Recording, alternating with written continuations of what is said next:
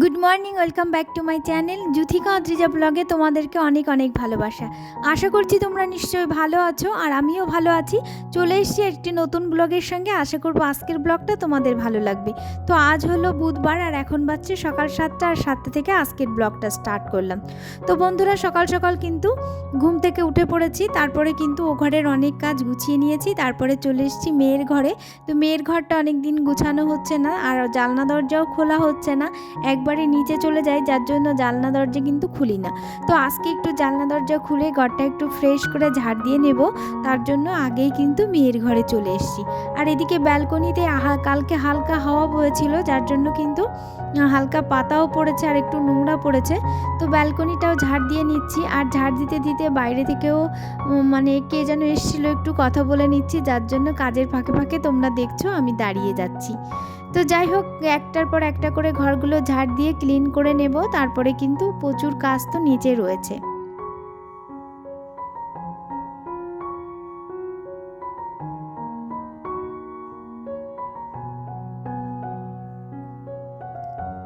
তো ব্যালকনিটা ঝাড় দেওয়া হয়ে গেল, এবার ঘরগুলো কিন্তু ঝাড় দিয়ে নেব। আর ঘরগুলো ঝাড় দিতে কিন্তু অনেক সময় লাগে, কারণ হলো নিচে যখন টাইলস বসানো নেই, ওখানে ঝাড় দিলে একবারে সব নোংরাগুলো কিন্তু চলে আসে। মনে হয় না, যদি হালকা কিছু উড়েও যায় তবুও কিন্তু দেখা যায় না, যার জন্য মনে হয় কি পরিষ্কার হয়ে গেছে, কিন্তু উপরে টাইলসের সাদা ঘরে হালকা একটা কিছু উড়ে গেলেও আবার সেখানে ঝাঁটা বলাতে হয়, যার জন্য কিন্তু অনেক সময় লাগে। আর তাড়াহুড়ো করে ঝাড় দিলে একদম ঘর পরিষ্কার হয় না, সঙ্গে সঙ্গে উপরের হালকা ময়লাগুলো উড়ে আবার ঘরের ভিতরে চলে যায়।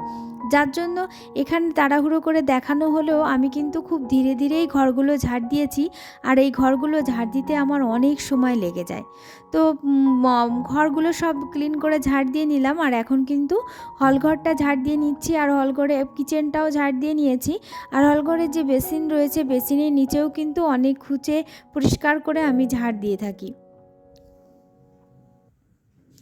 আর এই যে ঝাড় দিতে দিতে কিন্তু এই যে হলঘরে যে পাপোশগুলো রাখা আছে, সেগুলোও কিন্তু আমি একটা ওদিকে খোলা ব্যালকনিতে নিয়ে গেছি, আরেকটাও কিন্তু তুলে তুলে ঝাড় দিচ্ছি, কারণ এর নিচেও না প্রচুর ধুলো পড়ে থাকে।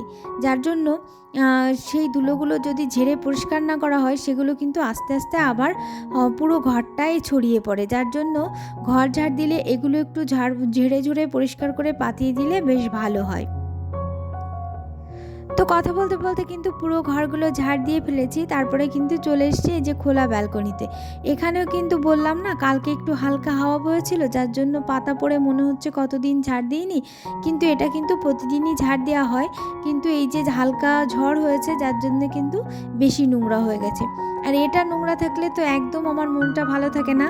আর এখানে যদি নোংরা থাকে, ঘরটা যতই ঝাড় দিই না কেন, এখান থেকে কিন্তু ধুলো ওড়ে ঠিক ঘরের ভেতরে চলে যায়। যার জন্য আমার সবসময় কিন্তু এই ব্যালকনিটা আমার ঝাড় দিয়ে পরিষ্কার রাখতে হয়। আর দেখো কতটা ধুলো, আর এভাবেই কিন্তু আমি ধুলোটা এক জায়গায় জমা করে তারপরে একসঙ্গে ফেলে দিই। তো শীতের ফুল সব শেষ হয়ে গেছে, তার জন্য কিন্তু শীতের ফুলের গাছগুলো তুলে দিয়েছি। আর আমার কিন্তু ডালিয়া ফুল ফোটাও শেষ হয়ে গেছে, যার জন্য আর ডালিয়া ফুল একটা আছে, আর বাদবাকি ডালিয়া গাছগুলো তুলে অন্য কিন্তু গাছ লাগিয়ে দিয়েছে। আর আমার এই বাগানে না বেশিরভাগ গরমের ফুল, যার জন্য কিন্তু শীতের সময় তেমন একটা আলো আলো হচ্ছে না। কিন্তু নিচে উঠোনে যে সব শীতের ফুলগুলো বেশিরভাগ কিন্তু উঠোনে লাগিয়েছি, আর উপরে লাগিয়েছিলাম 7-8টা মতো, কিন্তু সেগুলো শেষ হয়ে গেছে। আর তারপরে কিন্তু উপরের ঘর ক্লিন করে রেখে এসে তারপরে আজকে কিন্তু আমার হাজব্যান্ডের স্কুলে যেতে হবে না, যাই হোক চাপ নেই বলে আজকে স্কুলে যাবে না। তার মাছ নিয়ে এসছে বাজার থেকে, আর এবার আমি মাছগুলো কেটে পরিষ্কার করে নিচ্ছি, কারণ লোকে এনেছে হলো বাটা মাছ আর রুই পোনা মাছ। তো এরপরেই কিন্তু মাছ কেটে তারপরে রান্নাঘরের সমস্ত কাজ করে তারপরে কিন্তু স্নান করে তারপরে রান্না করব। আর এদিকে বাজার থেকে ফল নিয়ে এসছে, তো সেগুলো প্যাকেটেই আছে, তো একটু গুছিয়ে নিয়ে এই যে ঝুড়িতে করে টেবিলে রেখে দিচ্ছি। ফলগুলো সবসময় ঝুড়িতে ডাইনিং টেবিলের পর রেখে দিই, যাতে ফলগুলো খেতে মনে থাকে। যদি একটু ফ্রিজে রেখে আবডালে রাখি, আমাদের কিন্তু ফল খেতে মনেই থাকে না, যার জন্য আমি ফ্রিজে ফল রাখিই না কোনো সময়। আর ফলগুলো চেষ্টা করি বেশি লেট না করে তাড়াহুড়ো করে খেয়ে নেওয়ার, কারণ 2-1 দিন বাদেই কিন্তু ফলগুলো পচে যায় আর অনেক নষ্ট হয়, যার জন্য ফলগুলো তাড়াহুড়ো করেই খেয়ে নিই। যাই হোক, তারপরে স্নান করে নিয়েছে, আর এই যে দুপুরে কিন্তু এই যে চলে এসেছি রান্না করব বলে আমাদের সবজি বাগানে। আর আজকে না আমরা রান্না করব আমাদের ক্ষেতের ব্রোকলিগুলো খাওয়ার মতো হয়ে গেছে, আর শীত যেহেতু কমে গেছে এগুলো কিন্তু নষ্টও হয়ে যাচ্ছে, যার জন্য আজকে ব্রোকলি কেটে নিয়ে মাছ দিয়ে রান্না করব। তো ব্রোকলিগুলো কিন্তু বেশি বড় হয়নি, যেহেতু অনেক লেটে লাগানো হয়েছে, তো একটাতে আমাদের এক তরকারি হবে না, যার জন্য দুটো কেটে নিচ্ছি, দুটোতে কিন্তু ভালোভাবে হয়ে যাবে। তো যাই হোক, ব্রোকলিগুলো কেটে নিলাম। আর আমি তো ভাবতেই পারিনি যে আমাদের খেতে যে এই যে ব্রোকলিগুলো লাগিয়েছে এগুলো হবে, আমি তো ভেবেছি এখানে হবেই না, কিন্তু তাও হয়েছে, আর যতটুকু হয়েছে তাতেই না আমি অনেক খুশি। তারপরে এই যে ধনিয়া গাছে কিন্তু ফুল ফুটে গেছে, আর অনেক ধনিয়াও হয়ে গেছে, তো কিছু ধনিয়া পাতাও নিয়ে নিলাম, তো আর কিছু সবজিতে দিয়ে দেব। আর এগুলো কেটে নিয়ে এবার কিন্তু এই যে ভাত বসিয়ে দিয়েছি, তো রান্নাবান্না করার পালা।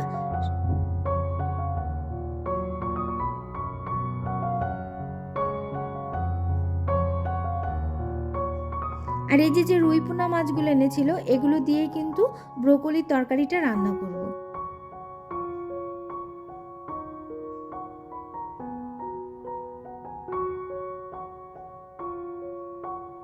এই যে দেখো, ব্রোকলি দুটো কত সুন্দর হয়েছে, আর এগুলো কিন্তু আমি এখন পরিষ্কার করে কেটে নিচ্ছি।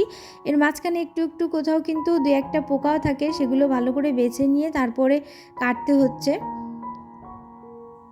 যাই হোক, ক্ষেতের টাটকা সবজি খাবো এটা ভেবেই খুব ভালো লাগছে, আর তরকারিটা না খেতে অনেক ভালো হবে মনে হচ্ছে, কারণ এত ছোট্ট করে একটা তরকারি সুন্দর করে মাছ দিয়ে রান্না করছি, গাছের টাটকা সবজি দিয়ে, আর মাছগুলোও জ্যান্ত ছিল, তো আশা করছি অনেক ভালোই লাগবে।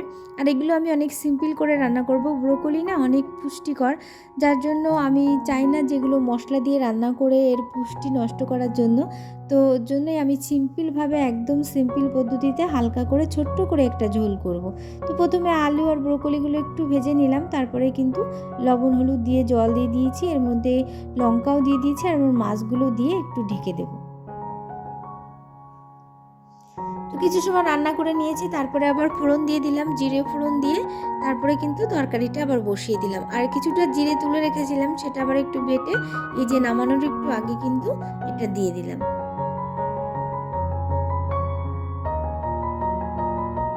আর এবার রান্না করব মাছের মাথা দিয়ে, দুটো মাথা গুঁড়ো করে ভেজে নিয়েছি, তাই দিয়ে কিন্তু বাঁধাকপির একটু ঘন্ট করব, টমেটো লঙ্কা কুচি দিয়ে ভালো করে একটু ভেজে নিয়ে তারপরে এই যে কপিটা দিয়ে দিয়েছি।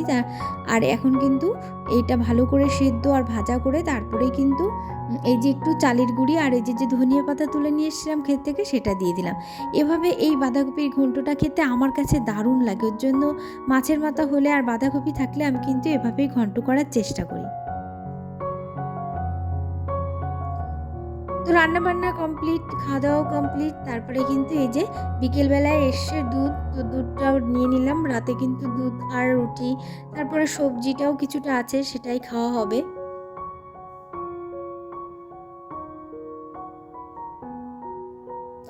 তারপরে না নিচে একটা টবে আমি একটা জবা ফুলের ডাল লাগিয়েছিলাম বর্ষার সময়, তো একটা দিদি আমাকে দিয়েছিল, তো আমি এই টবে লাগিয়ে রেখেছিলাম। আর এই টবটা না মাটির মধ্যে পোতা ছিল, কারণ টবটা অনেক ফাটা, বেঁধে টেঁধে কোনোরকমভাবে টবটা রাখা হয়েছিল এই যে জবা ফুল গাছটা যে টবে রয়েছে ওই টবটা।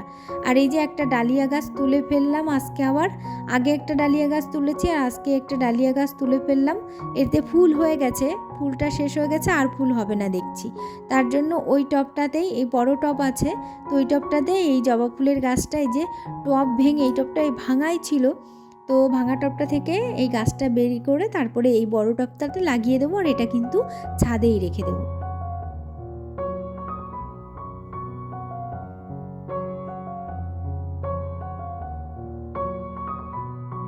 তো এর মধ্যে সার মাটিও দিয়ে দিলাম, আশা করছি গাছটা অনেক ভালোই হবে।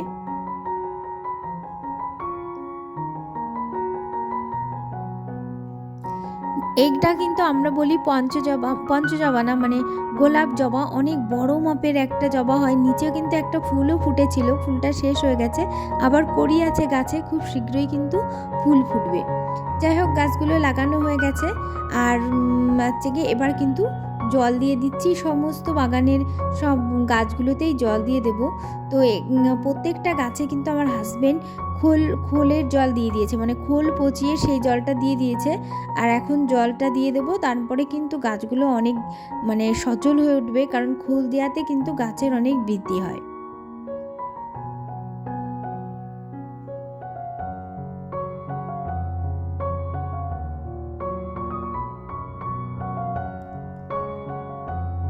তো এই সাইডে দেয়ালের দিকে যে গাছগুলো রেখেছিলাম, তো ছাদের থেকে একটু জল পড়ে দেয়ালে মাটি লেগে আছে, তো দেয়ালটার মাটিও ধুয়ে দিলাম।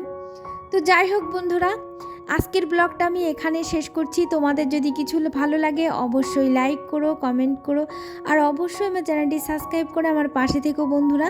তো হ্যালো বন্ধুরা, আজকের মতো কিন্তু টাটা, আবার দেখা হবে নেক্সট ব্লগে। ততক্ষণ সুস্থ থেকো, ভালো থেকো, গুড ইভিনিং।